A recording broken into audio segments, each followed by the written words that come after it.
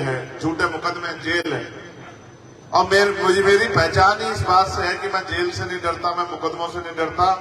और मैं एक प्राइमरी स्कूल के हेडमास्टर का बेटा हूं, मैं अपनी ताकत को समझता हूं। और क्योंकि मैंने आंदोलन देखे, आंदोलन को विनाश होते देखा, आंदोलन को विचारधारा को बदलते देखा, बड़े बड़े दल को बहुत डाउन होते देखा, तो मैंने ये भी एहसास किया कि किन कारणों से आंदोलन कमजोर होते हैं। उन सब चीजों से मैंने सीख ली है।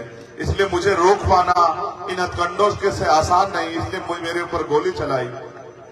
आपका प्यार आशीर्वाद था कि मैं आपके बीच में हूं। लेकिन मैं फिर आपसे कहना चाहता हूं, एक गोली नहीं, 1000 गोली भी अगर चलेंगी और जब तक मेरे शरीर में लहू का आखिरी कतरा रहेगा, मैं पूरी ईमानदारी से इस गुलामी की बेड़ियों काटने के लिए लड़ता रहूंगा। मैं इसको आजादी अभी नहीं कहूंगा। आजादी तब होगी जब गरीब को भी अमीरों जैसे अधिकार और स्वाभिमान सम्मान का जीवन मिलेगा, जब हर घर खुशहाल होगा, नौजवानों के पास आगे बढ़ने के रास्ते होंगे, अच्छी शिक्षा होगी, रोजगार होगा, अच्छा बीमार होने पर अच्छा इलाज मिलेगा, सुख सुविधाओं का जीवन होगा। और सबसे ज्यादा जरूरी कि गरीब को भी कर्म के आधार पर, जाति के आधार पर नहीं, कर्म के आधार पर सम्मान मिलेगा और जाति भी समाज बनेगा भारत। तब जाके जो है जैसी कल्पना हमारे महापुरुषों ने की, जैसी कल्पना आजादी के परमाणुओं ने की, ऐसा भारत जब बनेगा। मैं इस मंच से घोषणा करता हूं कि मैं इस बार अमरा राम जी को विधानसभा में देखना चाहता हूं। और अमरा राम जी को ये भी कहता हूं, मैं आपको चुनाव लड़ाने, आपके लिए वोट मांगने के लिए आऊंगा, मैं आपको विधानसभा में छोड़ूंगा नहीं इस बार गए बगैर। मैं अपने साथियों से भी कहूंगा, उस विधानसभा में जहां लड़ते हैं, क्या नाम है अध्यक्ष इसका,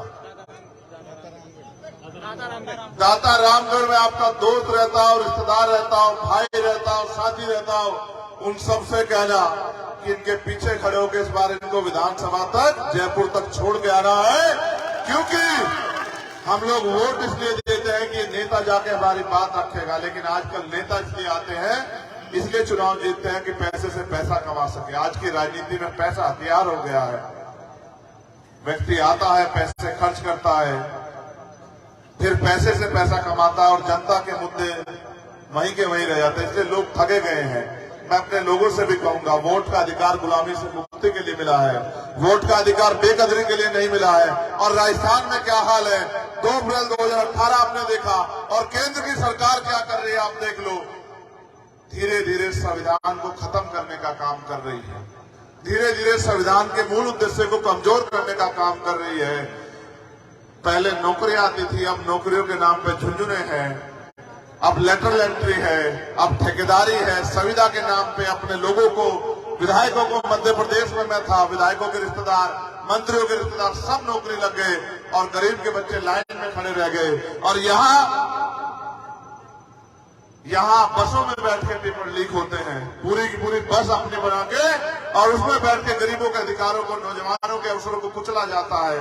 और जुल्म क्या हुआ है आप बेहतर जानते हैं। यहाँ विपक्ष नहीं है अध्यक्ष जी, यहाँ विपक्ष नहीं है। ये लोकतंत्र की खूबसूरती है कि विपक्ष होना चाहिए, सत्ता तानाशाह ना हो, लेकिन यहाँ विपक्ष नहीं है। इसका सबसे बड़ा प्रमाण ये है कि जब दलितों पे, आदिवासियों पे, पिछड़ों पे और माइनॉरिटी पे अत्याचार होता है, आप विश्वास कीजिए कि अगर कांग्रेस की सरकार में होता तो बीजेपी के लोग बैठ के तमाशा देखते हैं, और बीजेपी की सरकार में होता है तो कांग्रेस के लोग बैठ के तमाशा देखते हैं। ये विपक्ष नहीं है, लोकतंत्र नहीं है। मैंने बहुत सारी घटनाएं देखी। आपको इंद्र मेघवाल याद होगा, आपको जितेंद्र मेघवाल याद होगा, आपको कार्तिक भील याद होगा, आपको ओम प्रकाश रैगर याद होगा, आपको नासिर जुनैद याद होंगे। आप ये बताओ, नासिर जुनैद को यहाँ से उठा के लेके गए, मारा पीटा हरियाणा में, और फिर जब पुलिस ने भी मना कर दिया कि इनको हम नहीं रखेंगे, फिर उन दोनों बच्चों को, वो हमारे भाई थे, उनको जला के मार दिया। मुख्यमंत्री जी को बिल्कुल खबर नहीं हुई। हमने पूरे राजस्थान में आंदोलन कराया, पूरे हरियाणा में आंदोलन कराया, पूरे उत्तर प्रदेश में आंदोलन कराया, उत्तराखंड में आंदोलन कराया।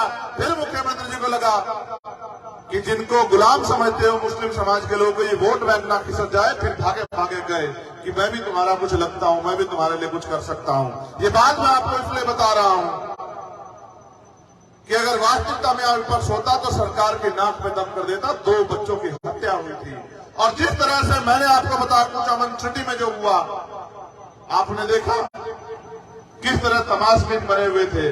पहले जाति देखते हैं अपराधियों की, फिर ये देखते हैं कौन सी पार्टी जुड़ा है, उसके बाद आते हैं। इसलिए मैं आपसे कहना चाहूंगा कि ये जो मजाक आपके साथ चल रहा है, इस मजाक को आपको रोकना पड़ेगा और ये ताकत आपके हाथ में है। बस जनता ये नहीं सब जान पाती या इस बात को समझने में कमजोरी दिखाती है। उनको लगता है नेता बड़ा है, और मैं ये कहता हूं कि लोकतंत्र में जनता बड़ी है।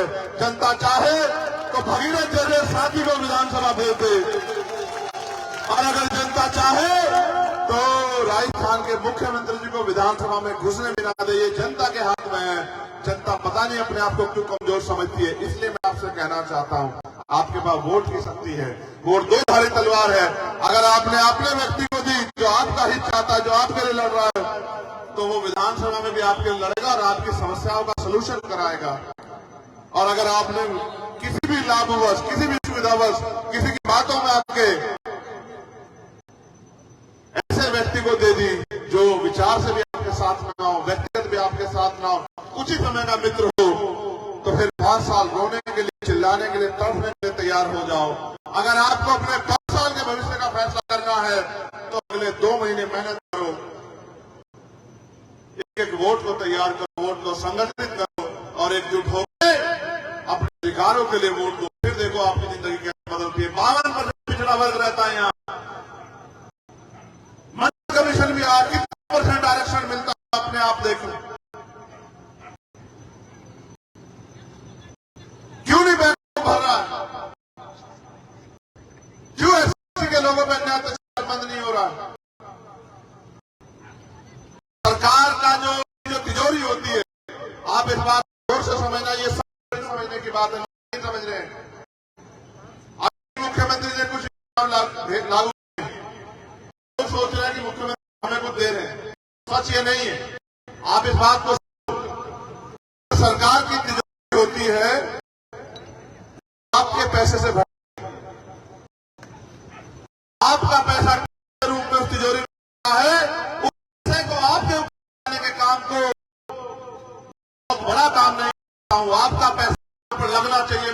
मानता मुख्यमंत्री यहाँ के लोगों को 5-5 हजार देते जो बेरोजगार घूम रहे हैं, मुख्यमंत्री